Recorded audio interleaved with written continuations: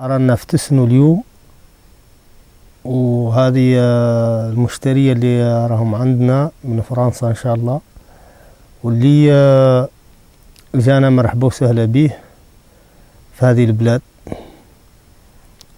نقوموا به إن شاء الله ونسقوها تاي ونديروا له الكسرة والطعام.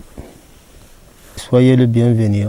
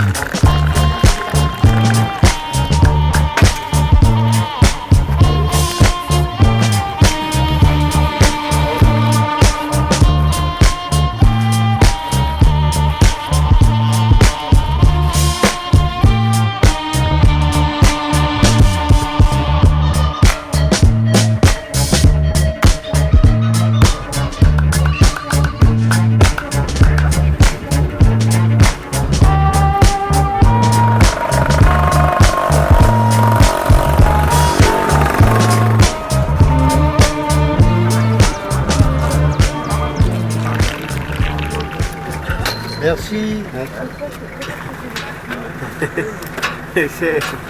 Merci Mohamed. La Périne. Ouais. Pique la Périne. Ouais. Et là, il y a une bouée de nager. Il y a des gens qui escaladent ça aussi. Ça c'est le mont Adaouda. Cette montagne en Touareg c'est le pouce. يعود فيها تناقيش يعود فيها انا كذا وانا ما ندير هذا وخلاص. Le parfait d'une mosquée nomade, c'est-à-dire que les nomades qui passent ici s'arrêtent pour prier dans cet endroit préparé, avec la porte et ce qu'on appelle la Qibla, la direction de la Mecque.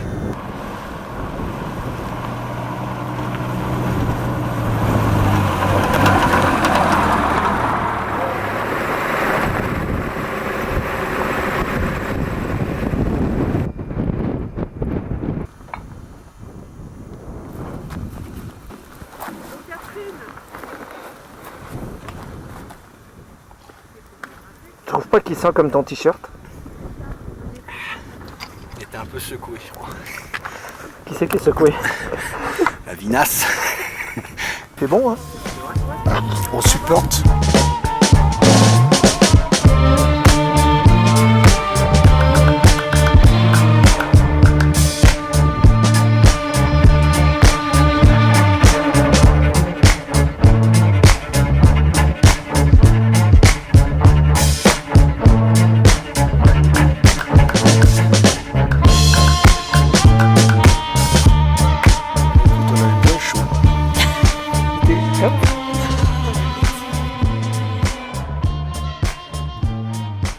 Oh!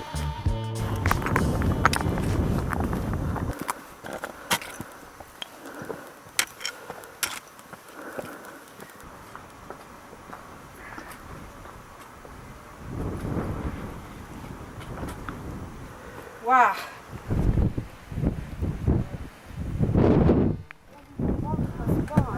Oh bah si, ça va tout seul. Là où il fallait, il tourne maintenant. Donc on aura fait le tour de la montagne quand on aura fini tout à l'heure, parce qu'on descendra vers en sud-ouest du col. Papa, tu me dis qu'on est monté au col là, c'était pas le col là? En dessous là?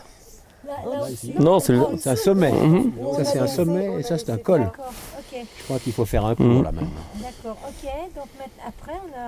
Bah après, ce qui est prévu donc avec ton mari, c'est qu'on te laisse là. Tout le temps, le Hogar a été une grande région des plantes médicinales. Il y avait des caravanes qui partaient d'ici, à la différence du Niger où il y a des caravanes de sel. Ici, c'est des plantes de plantes médicinales qui partaient vers le Niger pour des échanges, dans la mesure où les plantes médicinales, c'était le médicament, et toujours le médicament des populations touareg.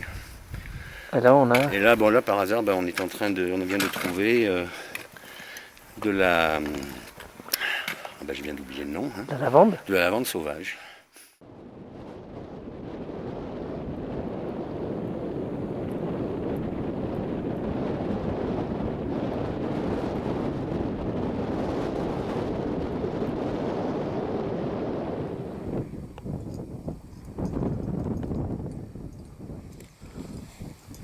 T'as mangé midi repas là? Oui. À midi 35. C'est cool. 35 minutes de retard. Bon, ici au centre de la Kataka, au centre du Hogar, on trouve encore les derniers oliviers sauvages qui sont la limite extrême sud de leur existence. Ce qui est intéressant, c'est que cet arbre se bat contre la nature, dans la mesure où cette nature est agressive, sauvage, le froid, le gel, la chaleur, et il est en train de se transformer en arbre avec des épines pour se défendre.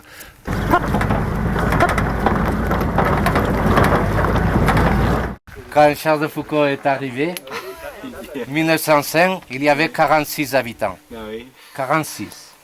Il disait, bon, je m'installe ici parce que jamais il y aura des téléphones, jamais des réadmissions, jamais des Européennes. Je crois que c'est bien trompé. Nous sommes disciples de Charles de Foucault et ce qui nous donne plus de malaise, c'est que toujours on pense que Foucault c'est un militaire. Et vraiment, de militaire, il a été traité parce que quand il est rentré à l'armée, 3 ans après, il a été mis à la porte pour débauche. Et après, lui, il est rentré un explorateur au Maroc et il a changé sa vie.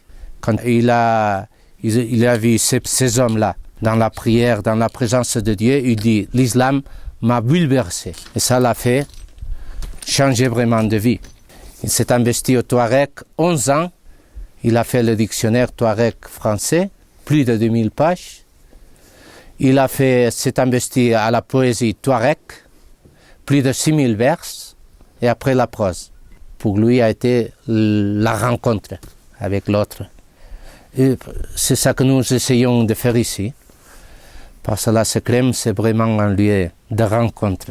Parce que les Touaregs nous ont appris qu'au désert, il y a un seul commandement, que c'est l'accueil.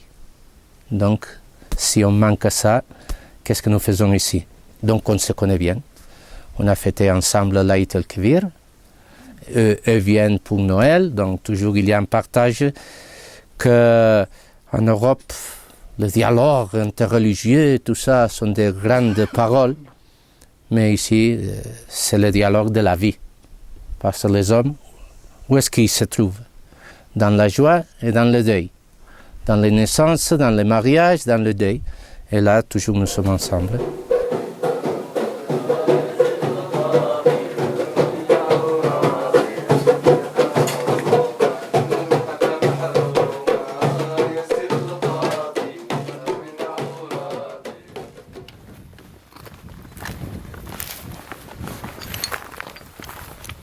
J'ai avoir des preuves comme quoi j'ai mis de la crème. Parce que moi je brûle, je suis du Nord. Plus de 2000 dans le désert, puis il y a de la glace quand même, bien épaisse. Ah, voilà. Vous attendiez pas à avoir de la glace dans le désert?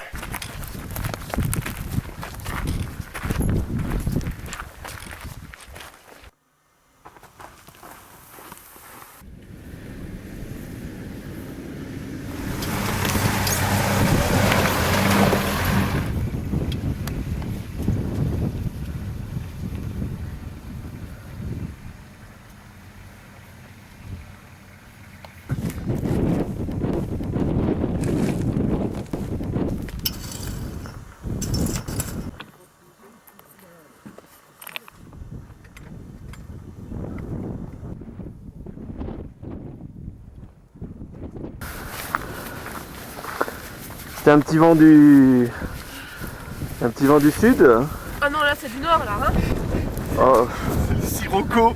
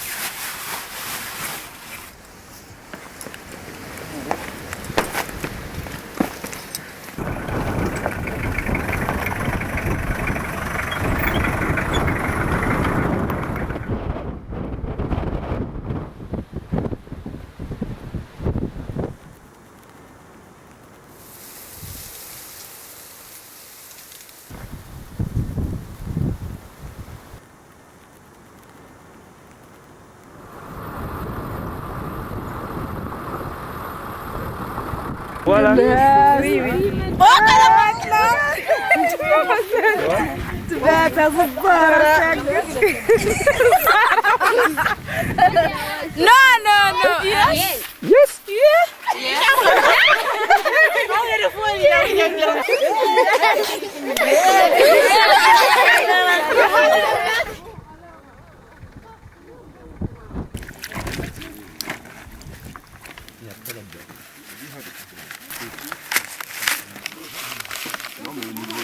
Non, ça va. C'est seulement les couper un peu de l'ail.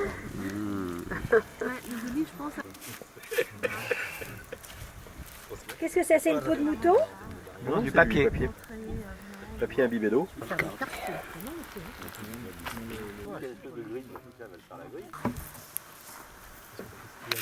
On met un peu de braise sur l'autopsie et une demi-heure ou 40 minutes, c'est prêt les gigots.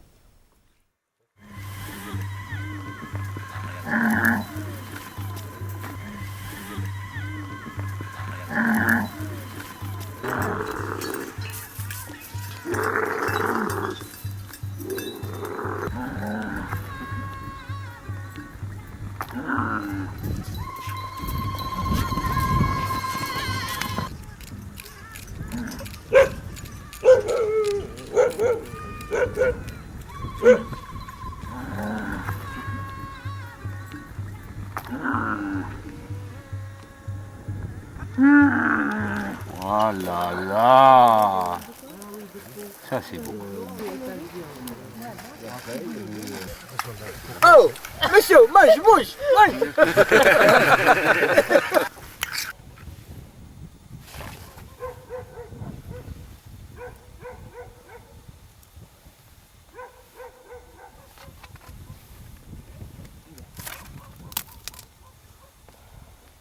C'est un peu dur.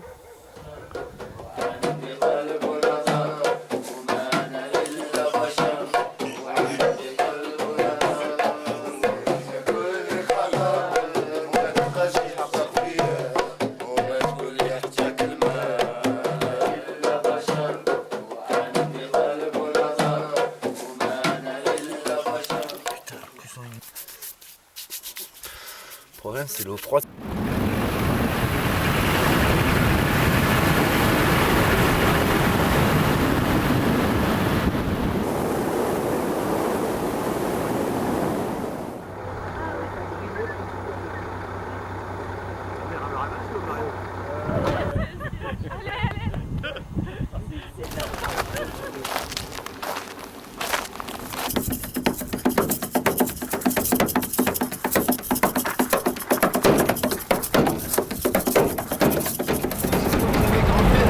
L'année dernière, on est monté au col non, à droite. Ouais. Garet el Jounoun, c'est-à-dire c'est comme des diables. Comme des esprits, voilà. Mais elle est très jolie, elle est bien, tout le monde le respecte. Voilà, à cause de ça, on appelle Garet el Jounoun. Oui, j'ai compris. Tu passes derrière.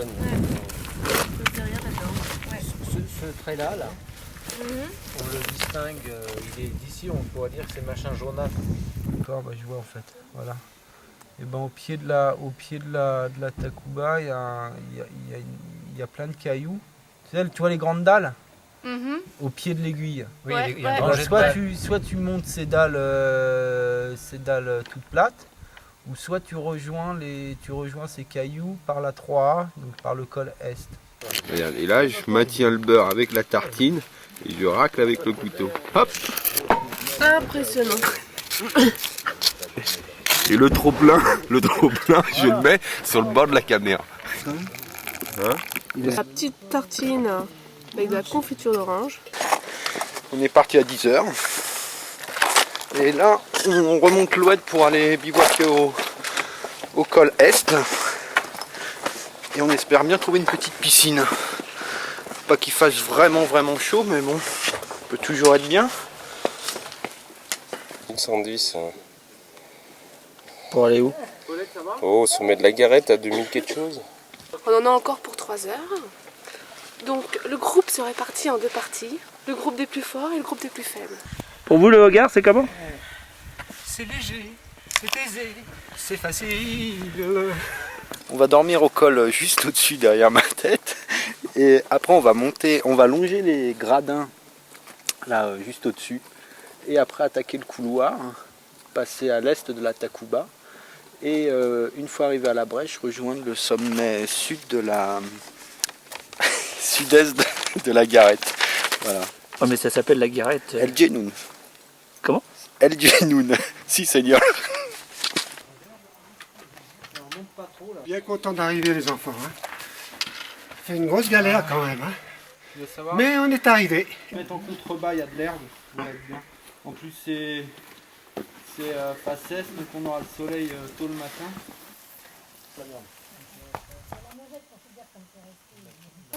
T'as une pierre ici, Catherine.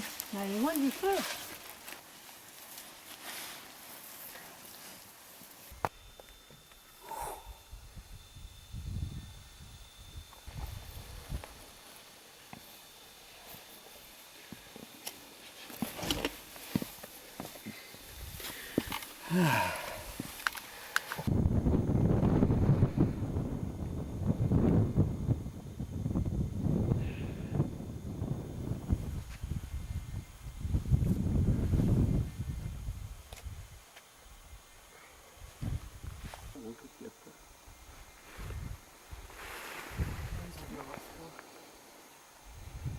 Sandrine va s'apprêter à mettre un friends.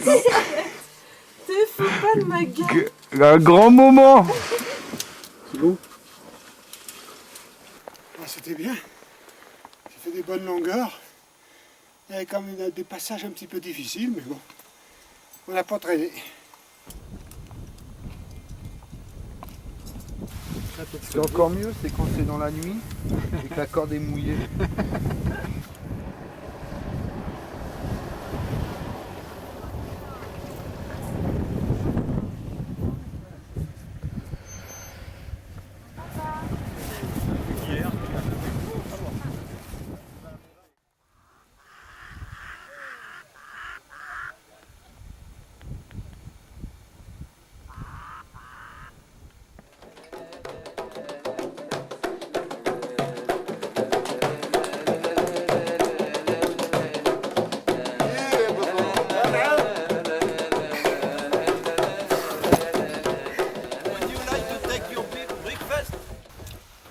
Bonne psychologie, Daniel.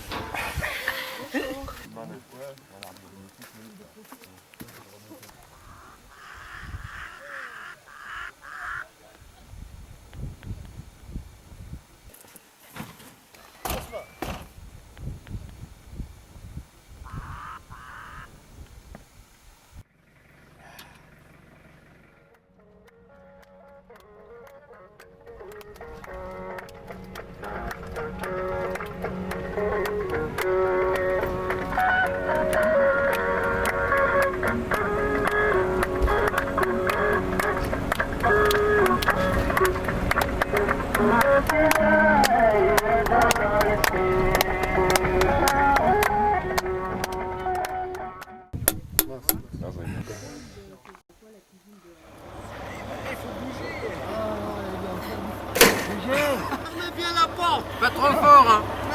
En plus, c'est en voiture de course. Alors ça c'est le lendemain de la Garette. Donc une petite Garette, ça va toujours calmer tout le monde.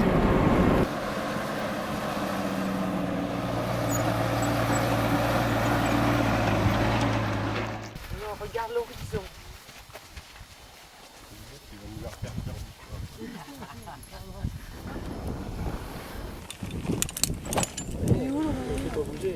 C'est parti.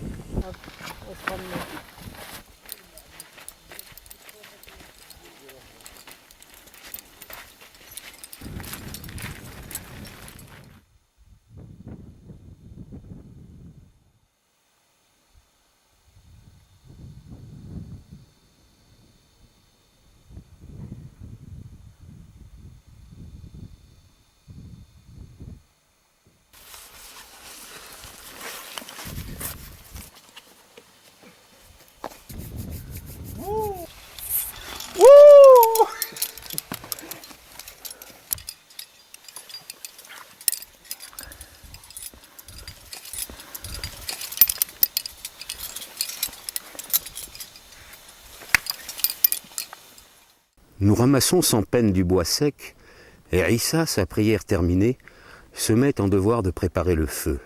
Ce rite, il l'exécutait chaque jour autant de fois que ses prières. Le dernier jour, je l'observais avec la même fascination que le premier. Chaque geste en est précis, jusque dans le moindre détail, délié, efficace. Chaque geste partiel s'inscrit dans sa fonction propre, dans un ensemble de mouvements harmonieux qu'accompagnent le corps et le vêtement. À partir de quelques brindilles, soigneusement choisies et disposées dans un creux, faites à un endroit propice, le feu est construit en couches successives, attiré, séduit par les gestes de l'amour. Les mains tour à tour tendues, affranchies par une attention que seule requiert l'approche du sacré. Admirable inauguration, neuve chaque fois du feu qui se lie puis se délie dans la tendresse exacte des doigts. Ici, ils suivent. Là, ils inventent la danse de surgissement et d'annihilation. Tu marqueras Sisa en tête. Fais gaffe, Georges. Ah ouais, oui. Putain, ça fait haut. Le thé, c'est 3 thés. Si tu prends le premier, tu es obligé de finir tous les 3. Ou sinon, tu commences par le deuxième ou tu commences par le troisième. C'est quelque chose pour les invités. Quand on aime quelqu'un, quand tu viens, on lui fait du thé. Pour l'invité, il faut toujours commencer par faire le thé. Et le reste, c'est après le thé. Le 3 thé, le premier, c'est très amer, mais c'est toujours la même feuille qu'on fait le 3 thé. Donc le premier il est fort, le deuxième il est moins fort et le troisième il est doux parce que c'est toujours la même feuille qu'on fait bouillir. J'étais nomade jusqu'à l'âge de 13 ans et mon père, mon grand-parent, ils étaient nomades et j'ai toujours de la famille aussi dans le désert jusqu'à présent. Je connais bien le désert, c'est-à-dire le désert des Tamanrasset, le désert d'Ain Gzam, Janet, Ilési et tout ça, de toute façon tous les environs de Ouga. Mon père il était chef d'expédition pour aller chercher du sel, tu vois, avec les caravanes. C'était à Taoudani, c'est au nord du Mali. Alors au lieu de faire comme mon père, maintenant je fais avec le tourisme, tu vois, je fais les chefs d'expédition.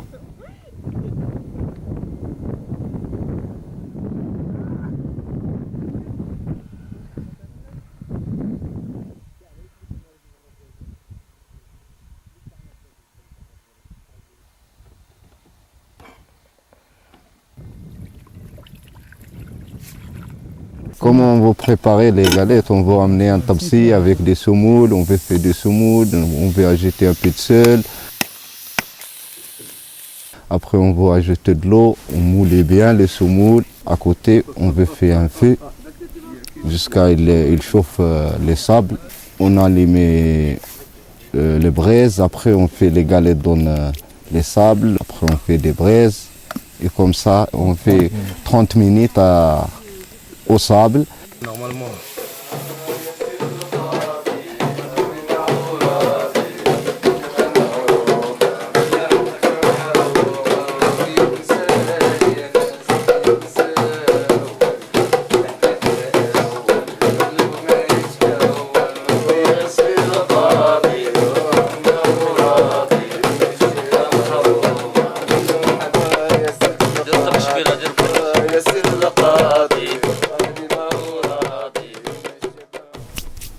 On gratte le pain là bien, après, on lave un peu avec l'eau pour les cendres, après on casse au région, mais il est très bon, galette, on coupe petit peu, on fait les soupes, un peu de sauce avec un peu de légumes, avec un peu de viande, et pour ça on va donner.